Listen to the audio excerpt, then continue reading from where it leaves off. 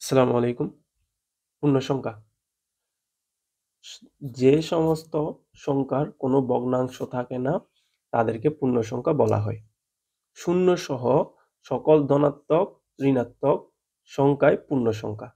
যেমন -৩, -২, -১, ০, ১, ২, ৩ এগুলো সবগুলো হচ্ছে কি পূর্ণ সংখ্যা। পূর্ণ সংখ্যার সেটকে Z দিয়ে প্রকাশ করা হয়। পূর্ণ সংখ্যা অসীম, মানে পূর্ণ সংখ্যার যে সংখ্যাগুলো আছে এটার কোনো কি নেই, শেষ নেই। এরপর আসেন ভগ্নাংশ।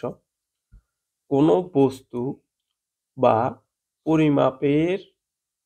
পরিমাণের অংশ, কোনো বস্তু বা পরিমাণের অংশ বা ভাগ নির্দেশ করতে যেই সংখ্যার শ্রেণী ব্যবহার হয় তাই কি হচ্ছে ভগ্নাংশ। যেমন 1/3 অথবা হচ্ছে 1/2, এগুলো হচ্ছে কি ভগ্নাংশ। আবার আসেন ভগ্নাংশের প্রকারভেদ। ভগ্নাংশ দুই প্রকার: সাধারণ ভগ্নাংশ, দশমিক ভগ্নাংশ। সাধারণ ভগ্নাংশ কি? সাধারণ ভগ্নাংশ হচ্ছে যে সকল সংখ্যাকে p/q দ্বারা প্রকাশ করা যায় তারা হচ্ছে কি সাধারণ ভগ্নাংশ।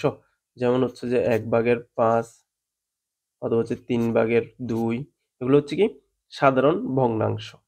সাধারণ ভগ্নাংশকে 3 ভাগে ভাগ করা হয়েছে: প্রকৃত ভগ্নাংশ, অপ্রকৃত ভগ্নাংশ, মিশ্র ভগ্নাংশ। এগুলো আমরা নেক্সট ভিডিওতে দেখব।